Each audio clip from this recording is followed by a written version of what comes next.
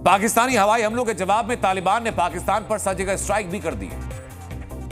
तालिबान ने खोस्त और पख्तिका बॉर्डर पर हमले किए और इन हमलों में 16 पाकिस्तानी फौजी मारे गए। 3 से ज्यादा पाकिस्तानी फौजी पोस्ट इन हमलों में जलकर खाक हुई। तालिबान की तरफ से पहले तोपखाने से गोलीबारी हुई, फिर तालिबानी लड़ाके बॉर्डर पार पहुंचे, पाकिस्तानी चौकी की तरफ बढ़े और माना यह जा रहा है कि इन हमलों में स्थानीय टीटीपी आतंकी भी तालिबान की मदद कर रहे थे। पाकिस्तानी फौज ने भी तालिबान की बॉर्डर चौकियों पर हमला करने का दावा किया, लेकिन पाकिस्तानी फौज ने तालिबान के नुकसान का कोई आंकड़ा नहीं बताया। आज के तालिबान की ताकत बताती है कि तालिबान इक्का दुक्का दिन नहीं, बल्कि लंबे वक्त तक पाकिस्तान से टक्कर लेने के इरादे से मैदान में आया। कुछ इसी तरह 28 अक्टूबर को तड़के सुबह तालिबान ने पाकिस्तानी फौज को दहलाया।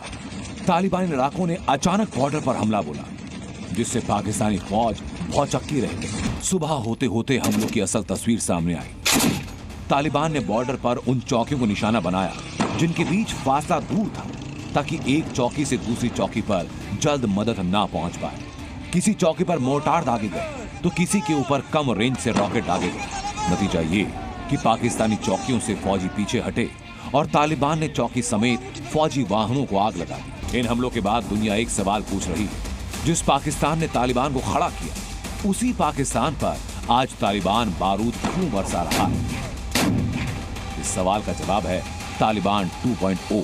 साल 2021 में जब अफगानिस्तान में तालिबान की वापसी हुई तो उनके हाथ नेटो हथियारों का बड़ा जखीरा रहा, जिसमें आधुनिक बख्तरबंद वाहनों से लेकर अटैक हेलीकॉप्टर शामिल थे। जो तालिबानी कभी AK-47 लेकर घूमते थे, उनके हाथों में आधुनिक राइफल आ गई।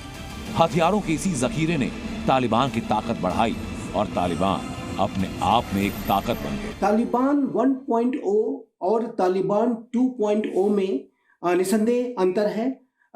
तालिबान 2.0 ज़्यादा अनुभवी है। उसने अमेरिका की सेनाओं के साथ 20 वर्षों तक एक गुरिल्ला वॉर लड़ा और इस दौरान उसे युद्ध का काफ़ी अनुभव हासिल है। जहाँ तक सामरिक कैपेबिलिटीज़ की बात है तो अमेरिका के सेनाओं ने जाते जाते बड़े हथियार भी वो अफगानिस्तान में छोड़ गए, जो कि तालिबान के पास वर्तमान समय में मौजूद है। तालिबान और पाकिस्तान के बीच दुश्मनी बढ़ने की दूसरी वजह TTP यानी तहरीक-ए-तालिबान पाकिस्तान। पाकिस्तानी फौज ने TTP के खिलाफ बड़ा ऑपरेशन शुरू किया। जवाब में TTP ने भी पाकिस्तानी फौज और रेंजर्स पर हमले किए। इन हमलों से पाकिस्तान को लगातार नुकसान हो रहा है।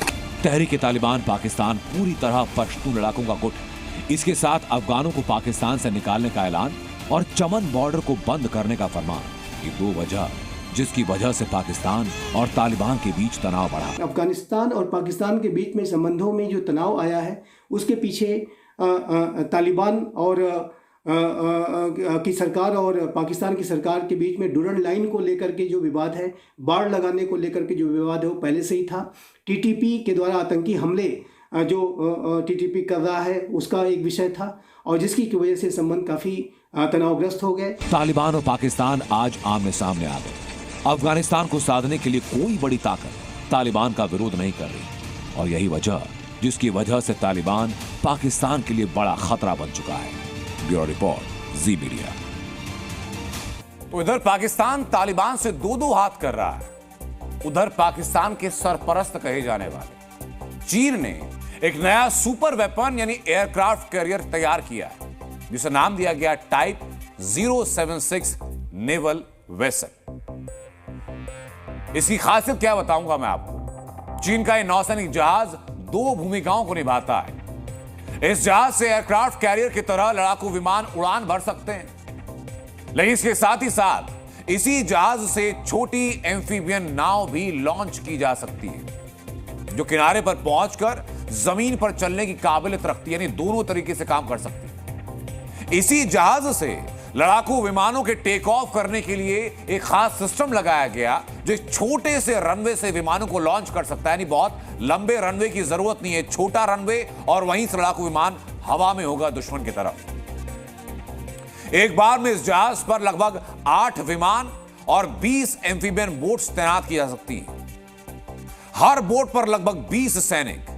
यानी लगभग 200 सैनिकों के साथ, लगभग 400 सैनिकों के साथ अचानक हमला किया जा सकता है। 400 सैनिक सिर्फ बोट्स में, उसके बाद उसके अलावा 8 जो हैं वो लड़ाकू विमान भी इसके साथ में डिप्लॉय किए जा सकते हैं। एक लंबे समय से चीन अपनी नेवी के लिए एम्फीबियन अटैक की क्षमता विकसित कर रहा है। चीन के पास ऐसी एम्फीबियस नाव का एक बड़ा जखीरा है जो समंदर से होते हुए जमीन पर पहुंचती हैं और एक तेज रफ्तार के साथ में दुश्मन को पता तक नहीं चल पाता, बिजली की रफ्तार से हमला करती हैं। इन बोट्स पर मशीन गन लगी होती है। ये छोटे स्तर के गोले भी दाग सकती हैं जो क्षमता में छोटे होते हैं, दूरी कम तय करते हैं। जानकार ये मानते हैं, जो डिफेंस एक्सपर्ट हैं वो मानते हैं कि एम्फीबियस नाव के बाद एम्फीबियस जहाज विकसित करने के पीछे चीन का एक ही मकसद है। वो मकसद है ताइवान पर एक बड़ा हमला करना, और बहुत संभावना है कि जो डिप्लॉयमेंट इस एयरक्राफ्ट कैरियर का हो वो उसी जगह पर हो, उसी सीमा पर हो। चीन के पास पहले से एक एम्फीबियस जहाज था, अब दूसरा जहाज तैयार है। यानी चीन पहले एम्फीबियस जहाजों से हवाई हमला करेगा और जैसे ही हवाई हमलों की वजह से ताइवान की फौज पीछे हटेगी तो फिर एम्फीबियस बोट्स लॉन्च कर दी जाएंगी जो समंदर के बाद पहुंचेंगी जमीन पर, और वहां से जो मशीन गन्स लगी हैं, छोटे गोले जो अटैक करने की क्षमता है, उसके द्वारा हमला किया जाएगा और ताइवान के समंदरी जो किनारे हैं वहां तहस नहस मचा देंगे।